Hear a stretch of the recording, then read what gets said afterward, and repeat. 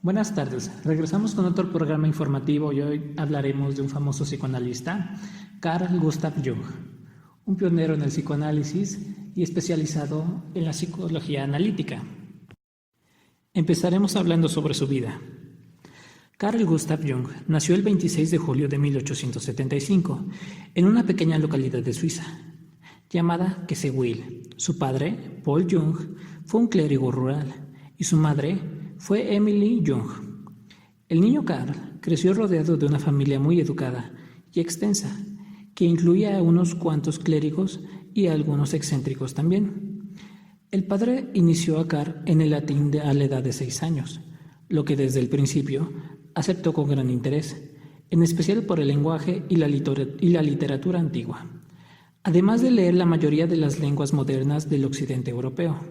Jung también leía alternativamente varias otras lenguas antiguas, como el sánscrito. Carl era más bien un chico solitario en su adolescencia. No le importaba el colegio y no soportaba la competición.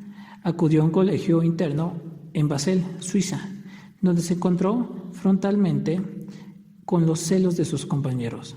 Empezó a utilizar la enfermedad como una excusa, desarrollando una tendencia a desmayarse cuando estaba sometido a una gran presión. Aunque su primera elección de carrera fue la arqueología, se decidió por la medicina en la Universidad de Basel. Allí conoció a un famoso neurólogo, Krafft Ebing, y llegó a trabajar para él. Bajo su influencia, estudió psiquiatría.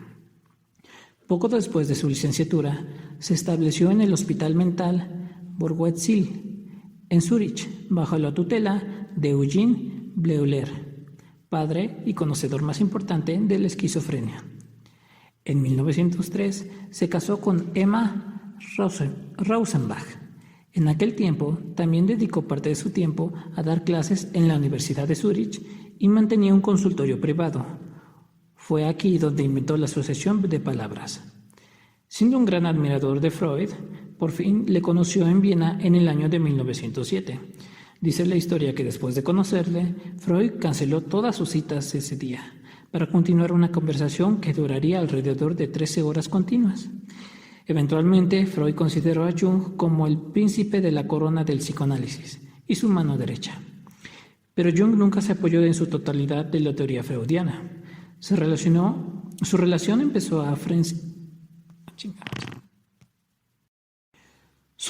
comenzó a enfriarse en 1909, durante un viaje a América. En este viaje, ambos se entrenarían analizándose los sueños de cada uno, cuando en un momento determinado, Freud demostró una excesiva resistencia a los esfuerzos de análisis de Jung. Finalmente, Freud le dijo que debían parar, ya que él se sentía con temor a perder su autoridad. Evidentemente, Jung se sintió insultado.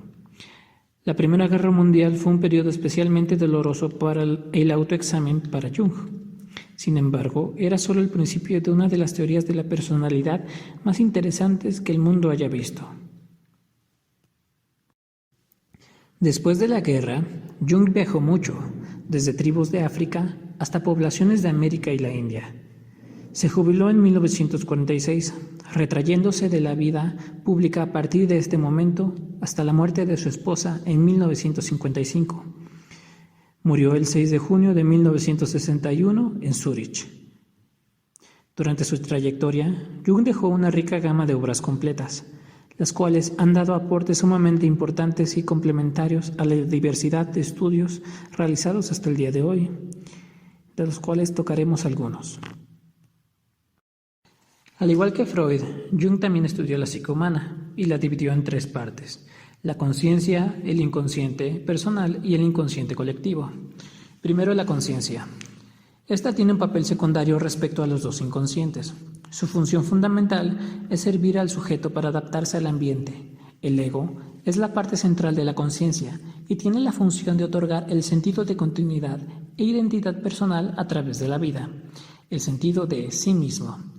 Esta parte de la gente y de la mente, que es la conciencia, es la única parte del individuo que conoce directamente.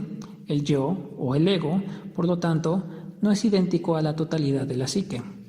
Esta actividad goza de organización, de la actividad consciente que consta de pensamientos, recuerdos, percepciones y sentimientos conscientes. Después tenemos al inconsciente personal, el cual abarca aquellos aspectos de la mente que han sido reprimidos y los recuerdos aparentemente olvidados. También contiene las funciones de la percepción subliminal y la actividad de los sueños y fantasías relacionados con recuerdos, deseos y experiencias personales reprimidas u olvidadas. Jung, en este aspecto del inconsciente personal, describe parcialmente la concepción de Freud. Jung consideró que determinadas respuestas indican la conciencia de un complejo emocional, una reacción retardada, respuestas múltiples, respuestas personales, la perseveración, responder con una asociación superficial, repetir la misma palabra del estímulo, la absoluta imposibilidad de responder e indicadores de pobre reproducción. La presencia de respuestas emocionales al test como el tartamudeo, el carraspeo, sonrojarse, la sorpresa o cambios frecuentes de la postura, entre otras reacciones. Y por último tenemos la tercera región de la psique, el inconsciente colectivo, la cual es la más importante en la vida del sujeto. Es la región más profunda de la mente, presente en todos los individuos desde su nacimiento. Conforma la dimensión objetiva de la psique, al contener la experiencia humana de las generaciones de la humanidad. El inconsciente colectivo está dotado de propósito e intencionalidad, cuya fuerza energética reposa en elementos primordiales o arcaicos, llamados arquetipos, los cuales enseguida mi compañera Irene empezará a explicar.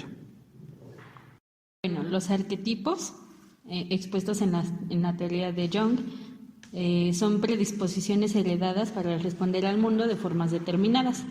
Son imágenes primordiales, patrones que canalizan la energía y elementos de estructuración.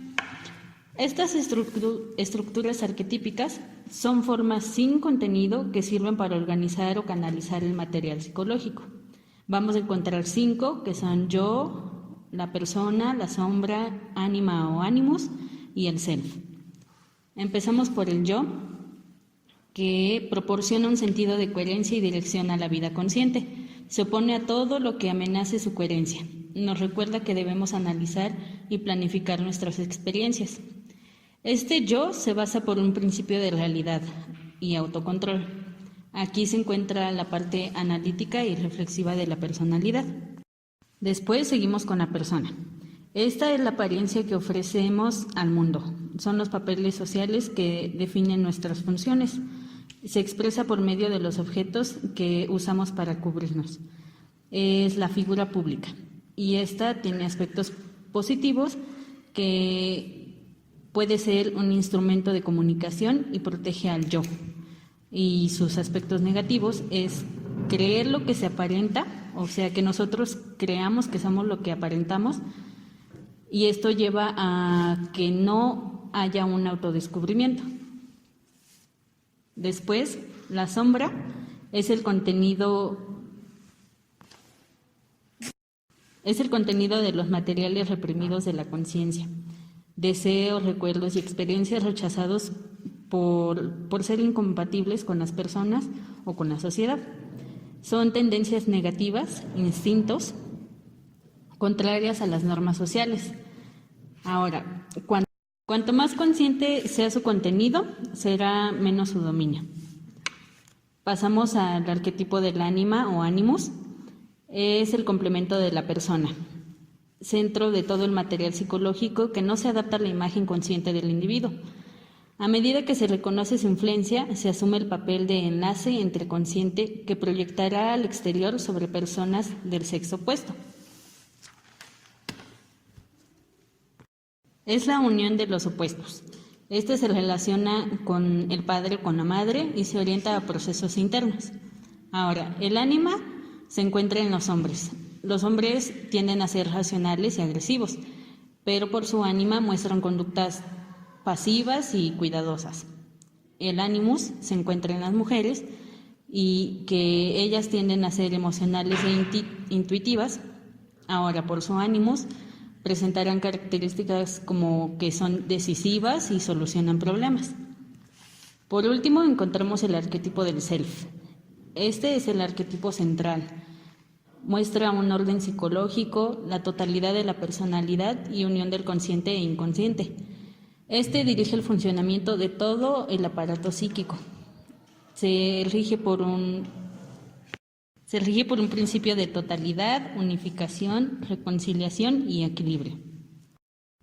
Otro de los conceptos principales que manejaba Jung era el de las actitudes.